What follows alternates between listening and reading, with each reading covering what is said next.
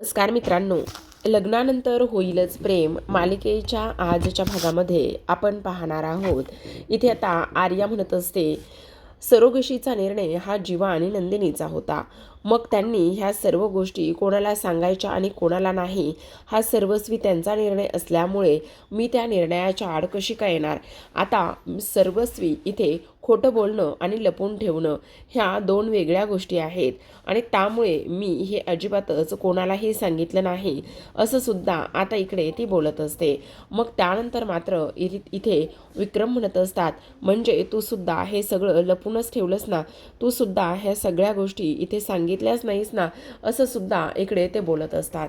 त्यावेळेला मात्र इकडे तुझ्याकडून काय अपेक्षा करायची ग, कारण इथे माझ्या सुनाने आणि मुलानेच आमच्या तोंडचं पाणी पळवलेलं आहे. त्यांनीच ह्या सगळ्या गोष्टी सांगितल्या नाही तर तुझ्याकडून अजून वेगळी अशी अपेक्षा आम्ही काय करणार आहोत, असं सुद्धा आता इथे ते बोलत असतात. त्यानंतर मात्र आता मानिनी म्हणत असते, ऐका ना मी काय म्हणते ते, झाल्या गेल्या गोष्टी इथे विसरून जाऊया, हे सगळं करण्याची काही गरज नाही आहे. मी काय म्हणते ते एकदा ऐका ना.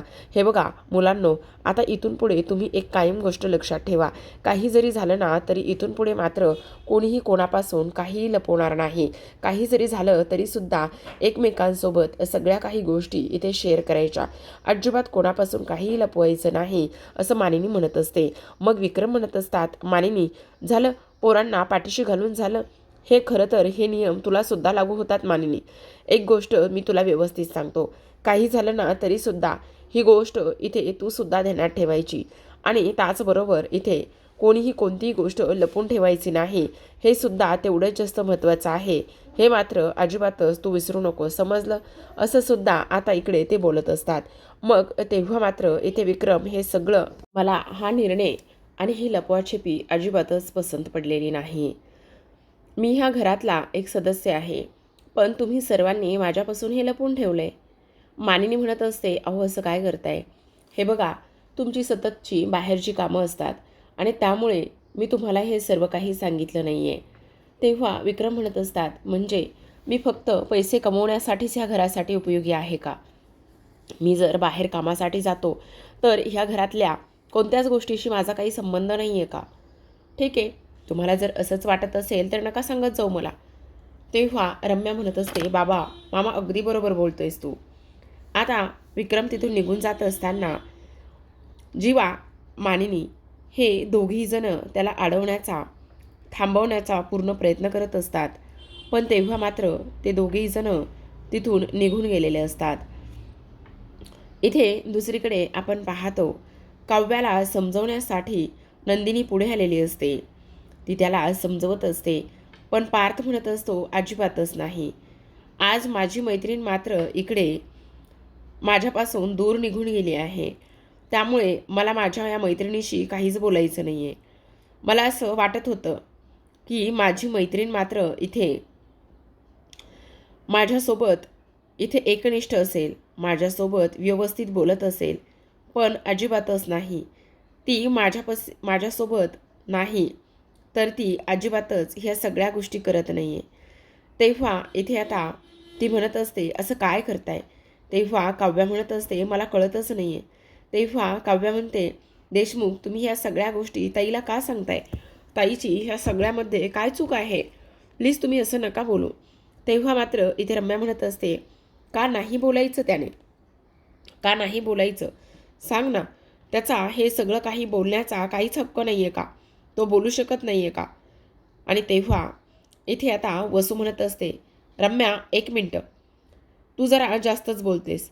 अगोदरच ह्या सगळ्या गोष्टी बोलून तू खूप माती खाल्लीस, खूप काही गोष्टी तू केल्यास, पण आता मात्र एक अक्षरसुद्धा आणि एक शब्दसुद्धा मला बोलायचं नाही, हे मात्र तू ध्यानात ठेव. तुझं तोंड बंद ठेव. तेव्हा वसू म्हणत असते, का गं मानिनी, इथे रम्याला का गप्प करतेस? तिचा ह्या सगळ्या गोष्टीमध्ये काय दोष आहे? काय चूक आहे तिची ह्या सगळ्या गोष्टीमध्ये? मला सांग. ती ह्या सगळ्या गोष्टी इथे व्यवस्थितच सांगते ना? आणि काय गं आर्या, तू सुद्धा हे सगळं इथे मानिनीपासून लपूनच ठेवलंस ना? मानिनीला तर फारच जास्त काकूवरून आईपर्यंत जाऊन पोचली होतीस, मग तरीसुद्धा तिच्यापासून ह्या सगळ्या गोष्टी का बरं लपून ठेवल्यास तू? बोल ना, काय गरज काय होती ह्या सगळ्या गोष्टी लपून ठेवायची? तेव्हा मात्र आता ती म्हणत असते, एक मिनटं काकू, तुम्हाला एक गोष्ट सांगू का? ह्या सगळ्या गोष्टी सांगायच्या नाही सांगायच्या हा सर्वस्वी जीवा आणि नंदिनीचा निर्णय होता. सरोगेशी त्यांची होती आणि त्यामुळे त्यांनी सांगावं की नाही हे सगळं ते ठरवणार होते. तुम्ही मला हे सगळं अजिबातच नका सांगू प्लीज. तेव्हा मात्र इकडे आता पार्थ म्हणत असतो, खरं पाहायला गेलं ना तर निर्णय कोणाचा, कोण सांगायला पाहिजे कोण नाही सांगायला पाहिजे हे तर आहेच, पण तरीसुद्धा ना इथे मला नंदिनी आणि जीवा तुम्हा दोघांचं सुद्धा वागणं अजिबातच पटलेलं नाही आहे. तेव्हा काव्या म्हणत असते, देशमुख तुम्ही आता अति करताय हां. ताईला ह्या सगळ्या गोष्टींचा दोष का देताय तुम्ही? ताईची ह्या सगळ्यामध्ये काय चूक आहे? हे बघा. त्यावर मात्र इकडे आता मानिनी काव्याकडे जाते आणि म्हणत असते, हे बघ काव्या, आता तू शांत बस. तुला ह्या सगळ्या गोष्टींचा त्रास आणि हे सगळं काही करून घेण्याची काही गरज नाही आहे. हे बघ तू शांत बस, आता आराम कर. आपण हे जे काही बोलायचं आहे ना ते आपण नंतरसुद्धा बोलू शकतो. तुला काळजी वगैरे करण्याची काही गरज नाही आहे. पार्थ म्हणत असतो, चला मी तुम्हाला आतमध्ये घेऊन जातो. मग इकडे मात्र ती आतमध्ये निघून जात असते. नंदिनीला मानिनीकडून फार अपेक्षा असतात. ती मानिनीकडे पाहतच असते. तेव्हा मानिनी आता नंदिनीच्या पाठी खंबीरपणे उभी राहिलेली असते आणि त्यामुळे इथे तिला खूप मोठा आधार मिळालेला असतो. ती म्हणत असते, आई मला खरंच माफ करा. तेव्हा मानिनी म्हणत असते, हे बघ, आता माफी मागायची काही गरज नाही आहे. जे झालं ते गंगेला मिळालं, पण आता मात्र इकडे तुझी कूस जी रिकामी आहे ती भरून काढण्यासाठी आपली इथे आर्या कामी आलेली आहे. तुला काळजी करण्याची गरज नाही आहे. तू एक काम कर, आत्ता तू जा आणि तुझा आराम कर. तू अजिबात काळजी करू नको, सगळं काही व्यवस्थित होईल. तेव्हा मात्र जीवा म्हणत असतो, मी आर्याला सोडून येतो. तेव्हा मानिनी म्हणत असते, नाही, आर्याला आजच्या दिवस इथंच राहू दे. मी आहे तिच्याकडे, मी लक्ष देते. तुम्ही जा तुमच्या खोलीमध्ये. असं म्हणून आता ती तिला खोलीमध्ये पाठवून देते. आर्या तर खोलीत जाते, पण इथे आता दुसरीकडे आपण पाहतो शारदा म्हणत असते, मी काय म्हणते, मी आता गेलं तरी चालेल ना? म्हणजे मी बराच वेळ आता इकडे थांबले. खरं सांगू का, मला ना तुमच्याशी फार महत्त्वाच्या गोष्टीवर बोलायचं आहे. इवन मला तुमची माफीसुद्धा मागायची. बरंच काही बोलायचं, ते सगळं काही आपण बोलूयात. पण आत्ता मी जाऊ का? मानिनी म्हणत असते, हो, तुम्ही गेलात तरीसुद्धा चालेल. मग शारदा निघून जाते. जीवा नंदिनीला आतमध्ये घेऊन जातो. इथे मात्र आता मानिनीचं लक्ष वसू आणि रम्याकडे जातं. मानिनी हळूच जता वसू आणि रम्याकडे जाते आणि म्हणत असते, झालं काय, भेटलं काय तुम्हाला एवढं सगळं काही करून? खूपच समाधान मिळालेलं असेल ना तुम्हाला ह्या सगळ्या गोष्टी करून. काय आनंद काय होतो तुम्हाला ह्या सगळ्या गोष्टींचा, हे सगळं काही करून? तेव्हा वसू म्हणत असते, आता ह्या सगळ्या गोष्टीमध्ये माझी काय चूक आहे मानिनी? अगं मी फक्त सत्तेसमोर आणले. हो, तुम्ही फक्त सत्तेसमोर आणले, पण तुम्ही ते सत्य कशा पद्धतीने समोर आणले, काय केले, हे मात्र मला चांगलंच माहिती ना. तुम्ही काय करू शकता आणि काय नाही हे मात्र मला इथे चांगलंच समजतंय. असं सुद्धा आता इकडे ती बोलत असते. त्यानंतर आता लगेचच रम्या आणि वसू ह्या रागारागाने आतमध्ये निघून जातात. त्यानंतर शारदासुद्धा मानिनीचा निरोप घेऊन निघून गेलेली असते. तर आता मात्र इकडे आर्याला मानिनीने थोडासा सॉफ्ट कॉर्नर दाखवलेला असतो. त्यामुळे ती तर हवेतच उडू लागलेली असते. तिला ह्या सगळ्या गोष्टींचा प्रचंड आनंद झालेला असतो. ती म्हणत असते, आता तर इथे ह्या सुद्धा माझ्या बाजूने आहेत, त्यामुळे मला काळजी करण्याची वगैरे अजिबातच गरज नाही. मग आता मानिनी तिला आधार देते, तिच्याशी बोलत असते आणि तिला म्हणत असते, खरं सांगू का, मला एका गोष्टीचा फार आनंद आहे की माझ्या जीवा आणि नंदिनीचं बाळ तुझ्यासारख्या मुलीच्या पोटामध्ये वाढतंय. दुसरीकडे आपण पाहतो काव्या खोलीमध्ये असताना तिला ह्या सगळ्या गोष्टीचा फार त्रास होऊ लागलेला असतो. तिला त्याच गोष्टी आठवत असतात की कशा पद्धतीने नंदिनीचं मिसकॅरेज झालं आणि ह्या सगळ्या गोष्टीला फक्त तीच आणि तीच जबाबदार आहे. कारण जेव्हा IIP रोडवर जायचं होतं त्यावेळेला ती फक्त इथे नंदिनीसाठी IIP रोडवरती गेली होती आणि त्यामुळे तिचा धागा तुटला. तर नंदिनीने मात्र इथे तिच्या हातातला धागा सोडून काव्याच्या हातामध्ये सुद्धा बांधला होता. हे सगळं काही आता इथे तिच्या लक्षात आलेलं असतं आणि ह्या सगळ्या गोष्टी इथे लक्षात आल्यानंतर आता इकडे ती म्हणत असते, देशमुख ह्या सगळ्या गोष्टीला मी जबाबदार आहे. काव्या, शांत होणार आहात का प्लीज? गप्प बसणार आहात का? काय काय चाललंय काय तुमचं? जरा तरी गप्प बसा. त्यावेळेला मात्र इथे काव्या म्हणत असते, नाही देशमुख, मला हे सगळं मुळात पटलंच नाही आहे. ह्या सगळ्या गोष्टीला मी जबाबदार आहे. हे सगळं मला इथे असह्य होतं आहे. ह्या सगळ्या गोष्टी मला इथे डोक्यावरून जात आहेत देशमुख. आणि देशमुख, मला एक गोष्ट सांगा, तुम्ही खाली इथे जीवा आणि सोबतच नंदिनी ताई ह्या दोघांनासुद्धा का आणि कशामुळे दोष देत होतात? ह्या सगळ्या गोष्टीमध्ये इथे नंदिनी ताईची काय चूक होती? तेव्हा पार्थ म्हणत असतो, कारण नंदिनीने इथे खूप काही गोष्टी लपवल्यात आणि तुम्हाला माहिती ना, मला त्यांच्याबद्दल वाईट वाटतंय. त्यांनी त्यांचं बाळ गमावलंय, ह्या सगळ्या गोष्टीबद्दल मला वाईट वाटतंच आहे काव्या. पण त्यांनी ना ज्या पद्धतीने सरोगशीचं इथे लपून ठेवलंय ना, ती गोष्ट मात्र मला अजिबातच आवडलेली नाही आहे. तेव्हा एक गोष्ट सांगू, सरोगशीमध्ये काही होऊ शकतं, काहीही होऊ शकतं. ही गोष्ट नंदिनी आणि त्याचबरोबर जीवा ह्या दोघांनासुद्धा समजायला हवी होती. पण त्यांनी मात्र तसं समजून घेतलं नाही आणि समजून न घेतल्यामुळे ह्या सगळ्या गोष्टी झाल्यात. काव्या, तुमच्या लक्षात येत आहे का? मग काव्या म्हणत असते, पण ह्या सगळ्या गोष्टीला तर मग मी सुद्धा जबाबदारच आहे की नाही? सांगा, मी सुद्धा ह्या सर्व गोष्टीला तेवढीच जबाबदार आहे, असंच म्हणावं लागेल ना? असं म्हटल्याबरोबर आता मात्र इकडे पार्थ तिच्याकडे पाहतच असतो. दुसरीकडे आपण पाहतो आता मानिनी म्हणत असते, खरं सांगू का, जीवा आणि नंदिनीने त्यांचं बाळ गमावलंय म्हणून फार वाईट वाटतंय. आता विक्रम म्हणत असतात, मानिनी, मला एक गोष्ट सांग, आपण सुद्धा आपलं पहिलं बाळ गमावलंच ना, त्याच्यानंतर आपल्याला 2-2 काय 3-3 मुलं झालेच ना, आणि 3-3 मुलं झाले, आपण सुद्धा व्यवस्थित आहोतच ना. मग मला एक गोष्ट सांग मानिनी, ह्यांच्यावर असा काय डोंगर कोसळला होता ग, की ह्यांनी एवढ्या तडकाफडकी जाऊन एवढ्या मोठ्या निर्णयापर्यंत जाऊन पोहोचले? यांना सरोगशी करण्याची काय गरज होती मानिनी? बोल, सांग ना, काय गरज काय होती सरोगशी करण्याची? आणि तुला सुद्धा ह्या सगळ्या गोष्टीबद्दल काहीच वाटत नाही आहे मानिनी? मानिनी म्हणत असते, अहो तसं नाही आहे, पण तरीसुद्धा काय ग? आ, एवढा मोठा निर्णय ह्यांनी घेतला आहे आणि एवढा मोठा निर्णय ह्यांनी घेतल्यानंतर त्यांनी एकदाही आपल्याला घरातल्या मोठ्या माणसांना सांगावंसं नाही वाटलं? पण मी म्हणतो, एवढा मोठा निर्णय मुळात घेण्याची गरजच काय होती? एवढ्या मोठ्या टोकाला जाण्याची गरजच काय होती? यांच्या लग्नाला असे कितीसे दिवस झाले होते? सांग ना, बोल मानिनी, तुला हे सगळं पटतंय? आता मानिनी म्हणत असते, हे बघा प्लीज तुम्ही शांत हो ना. नाही मानिनी, अजिबातच नाही. काही जरी झालं तरी सरोगशीमुळं काय होऊ शकतं आणि काय नाही, ह्या गोष्टी इथे तुला समजणार नाहीत. त्या गोष्टी मला बरोबर माहिती आहेत. आता खूप प्रॉब्लेम येणार आहेत आणि ते आणि जीवा आणि नंदिनीला फेस करावेच लागणार आहेत. मला हे मुळीच पटलेलं नाही आहे मानिनी, कळलं तुला?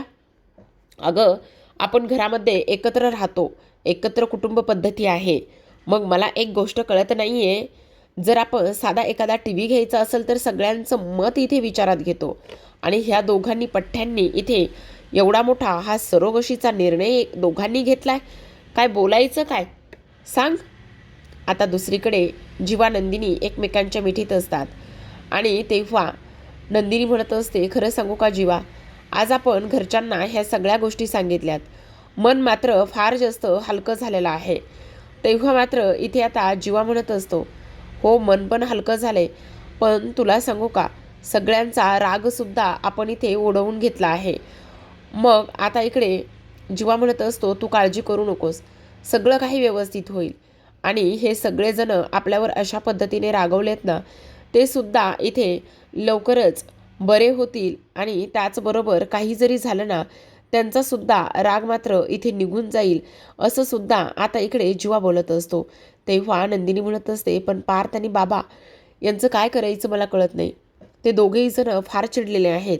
तेव्हा जीवा म्हणत असतो, नको काळजी करूस, होईल सगळं काही व्यवस्थित. आणि तुला सांगू का, आपण चालूमध्ये सरोगशीचं सुद्धा सांगितलं ना, त्यामुळे थोडंसं अजूनच बरं वाटतंय. आता मात्र हे सगळं काही होत असताना आपण पाहतो इकडे जीवा आणि नंदिनी हे दोघेही जण आता इकडे थोडेसे बरे झालेले असतात, नॉर्मल झालेले असतात. पण नंदिनी म्हणत असते, पण तुम्हाला सांगू का, ह्या सगळ्या गोष्टी जेव्हा आपण सांगत होतो ना, तेव्हा मात्र आई आपल्या पाठीशी खंबीरपणे उभ्या राहिल्या ना, यामुळे मला फार आईचं कौतुक वाटतंय. तेव्हा जीवा म्हणत असतो, आई कोणाची आहे मग? आई तर माझीच आहे ना. तेव्हा नंदिनी म्हणत असते, हो जीवा, तुम्ही अगदी बरोबर बोलताय. दुसरीकडे मानिनी आता विक्रमला समजावून सांगण्याचा पूर्ण प्रयत्न करत असते. म्हणत असते, हे बघा, तुम्ही तुम्ही थोडं तरी समजून घ्या ना. अहो, त्यांची काय अवस्था आहे. त्यांनी सरोगेशीचा निर्णय घेतला तडकाफडकी, ते तर त्यांचं चुकलंच आहे. पण तरीसुद्धा त्यांना आपण समजून घेणार नाही तर कोण घेणार मग? हे बघा, मला कळतंय ह्या सगळ्या गोष्टी कशा होत आहेत, कशा पद्धतीने घडत आहेत, हे सगळं सगळं मला कळतंय. नाही मानिनी, तुला नाही कळत आहे.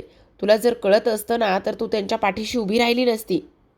आणि आज हे जे काही झाले ना सगळं, त्या गोष्टीला सुद्धा मानिनी, तू सुद्धा तितकीच जबाबदार आहेस असं विक्रम म्हणतात. मग आता मानिनी म्हणत असते, अहो, ते सगळं ठीक आहे, पण तुमच्या गोष्टी का लक्षात येत नाही आहेत? तुम्ही त्या दोघांना समजून का घेत नाही आहेत? अगं मानिनी, मला सांगतेस तू हे समजून घ्यायला? नाही होणार आहे माझ्याच्याने हे समजून घेणं. कारण मला मात्र इथे त्या दोघांचा निर्णय पटलेलाच नाही आहे. त्यांनी सरोगशी केली हे मला आवडलेलंच नाही आहे. मानिनी, त्या दोघांचं बाळ गेले, नंदिनीचं मिसकॅरेज झालं आहे. ह्या गोष्टीचं मला फार वाईट वाटले, फार दुःख झाले. पण त्यांनी सरोगशीचा निर्णय घेतला आहे, ही गोष्ट मात्र मला अजिबात आवडलेली नाही आहे. हे मात्र मानिनी तू नीट ध्यानात ठेव, कळलं? आणि मला कोणाशीही काहीही बोलायचं नाही. आता मानिनीसुद्धा थोडीशी रागाला जात असते. म्हणत असते, अहो, आपली मुलं आहेत ती. हो, आपली मुलं आहेत ना. मग आपल्या घरामध्ये इथे लपवाछपी कधीपासून आली? कधीपासून एवढे मोठे मोठे निर्णय इथे लपून छपून घ्यायला लागले? सांग, बोल जरा. मला ह्या सगळ्या गोष्टीची, ह्या सगळ्या प्रश्नांची उत्तरं दे जरा मानिनी. बोल ना.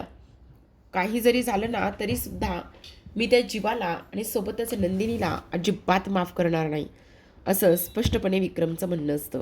दुसरीकडे आपण पाहतो, जीवा आणि नंदिनी खोलीमध्ये असतात.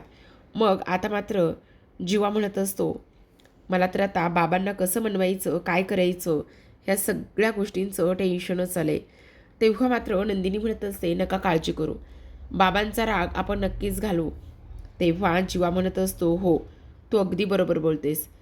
आईला आणि त्याचबरोबर इथे आपण समजावून सांगू शकतो, पण बाबाला आणि पारदादाला कसं समजवायचं ते काही कळत नाही. पण तुम्हाला सांगू का जीवा, मला अजूनही काव्याची काळजी वाटते. तुम्हाला सांगू, ह्या सगळ्या गोष्टीमुळे तिच्या मनावर, तिच्या तब्येतीवर काही परिणाम व्हायला नको. त्याचबरोबर उद्या तिची एक्झाम आहे, बाहेर एवढा धोधो पाऊस पडतोय, आणि त्याचबरोबर उद्या काव्याची एक्झाम असल्याकारणाने ती मात्र व्यवस्थित सुरळीत एक्झामला जाणं आणि सगळ्या गोष्टी व्यवस्थित होणं हे फार जास्त गरजेचं आहे. तेव्हा जीवा म्हणत असतो, तू काळजी करू नकोस. हे बघ, काही जरी झालं ना तरीसुद्धा इथे काव्याची एक्झाम आणि ह्या सगळ्या गोष्टी व्यवस्थित होणार. जीवा, तोच मोठा प्रश्न आहे. मला त्याच सगळ्या गोष्टींची फार जास्त काळजी वाटते की सगळं काही व्यवस्थित होईल ना. त्याचबरोबर इथे काव्याची एक्झाम व्यवस्थित पार पडेल ना, ह्या सगळ्या गोष्टींचं मला अजूनच टेन्शन येत आहे, असं नंदिनी बोलत असते. तेव्हा जीवा म्हणत असतो, होईल सगळं व्यवस्थित, आपण आहोत ना कायम तिच्याबरोबर, मग काळजी करण्याची वगैरे काही गरज नाही, असं सुद्धा आता इकडे ती बोलत असते. दुसरीकडे आपण पाहतो, पार्थ आणि सोबतच काव्या आता दोघेही जण खोलीमध्ये असतात. मग काव्या म्हणत असते, हा तुमचा आडमुठेपणा होतोय देशमुख. तुम्हाला असं वाटत नाही का की तुम्ही ह्या सगळ्या गोष्टी थोड्या अति करताय म्हणून? तेव्हा पार्थ म्हणत असतो, काय अति करतोय सांगा ना. काहीही अति करत नाही आहे, कारण ह्या सगळ्या गोष्टी ज्या झालेल्या आहेत ना, त्या फक्त नंदिनी आणि जीवामुळे झालेल्या आहेत. त्यांनी जर हे लपून ठेवलं नसतं तर काय गरज होती? तुम्हाला सांगू, त्यांचं मिसकॅरेज झालं ह्याबद्दल मला वाईट वाटतंय, पण त्यांनी गोष्टी लपून ठेवल्यात ना, त्यामुळे मला अजिबात त्यांची कोणतीच गोष्ट मान्य नाही. हे मात्र नीट ध्यानात ठेवायचं काव्या. मग आता काव्या म्हणत असते, देशमुख, आता हे अति करताय तुम्ही. तुम्हाला एक गोष्ट सांगू का, सगळ्यात सोपी साधी. हे बघा, काही जरी झालं ना तरीसुद्धा इथे ताईचं मिसकॅरेज हे माझ्यामुळे झालेलं आहे. ह्या सगळ्या गोष्टीला मग मीच जबाबदार आहे, तुमच्या ध्यानात येतंय का? जर ती IIP रोडवरती गेली नसती तर तिचं मिसगॅरेज झालं नसतं.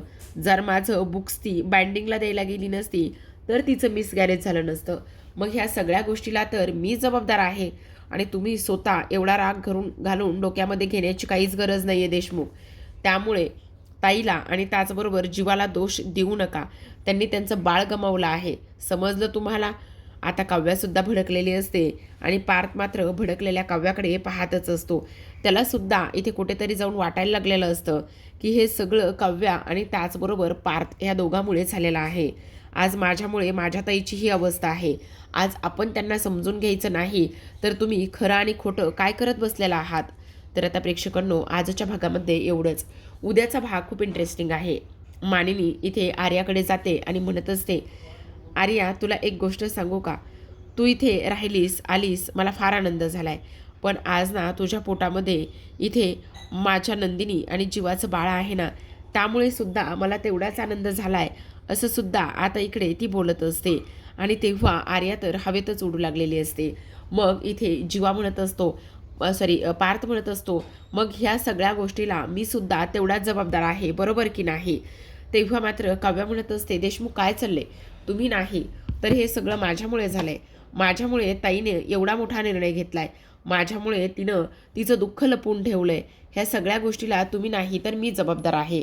दुसरीकडे आता आर्या नंदिनीकडे येते आणि तेव्हा नंदिनी इथे आर्याला म्हणत असते, काय चाललंय तुझं? आर्या म्हणत असते, खरं सांगू का, इकडे तू मला माफ केलंयस ना, ही माझ्यासाठी फार महत्त्वाची गोष्ट आहे. तेव्हा मात्र इथे नंदिनी म्हणत असते, अजिबातच नाही. मी तुला माफ कधीच केलं नाही आहे आणि तू जे पद्धतीने वागलीस ना, ती गोष्ट मी एवढ्या सहजासहजी विसरेल असं मुळीच नाही आहे, समजलं? तू आर्या ह्या भ्रमामध्ये अजिबात राहू नको की मी तुला विसरले आणि मी तुला माफ केलं. दुसरीकडे हॉल तिकीट आलेलं असतं काव्याचं आणि पार्थ तिला तो हॉल तिकीट देत असतो. उद्या मेन्सची एक्झाम असते, पण काव्या मात्र आता त्या हॉल तिकीटचे तुकडे तुकडे करत असते आणि म्हणत असते, देशमुख मला एक्झामला बसायचं नाही आहे. ह्या मेन्समुळे आणि ह्या सगळ्या गोष्टीमुळे हे सगळं काही झालं आहे. त्यामुळे मी एक्झामला अजिबात बसणार नाही असं स्पष्टपणे आता इकडे काव्या सांगत असते. तर आता मात्र इथे हॉल तिकीटचे तुकडे तुकडे केल्यानंतर पार्थ हा काव्याकडे पाहतच असतो आणि तिच्याकडे धक्का लागल्यासारखाच पाहत असतो. तर पाहत राहा, लग्नानंतर होईलच.